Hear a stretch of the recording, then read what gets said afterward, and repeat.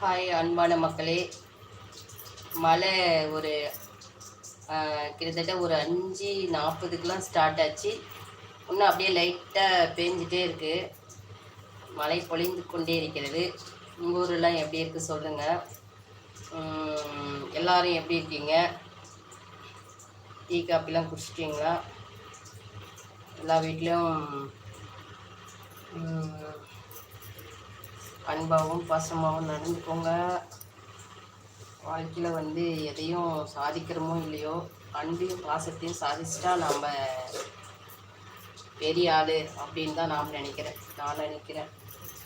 அன்பும் பாசமும் இருக்கிற இடத்தில் தான் நாம் பணக்காரங்க அர்த்தம் இல்லையா?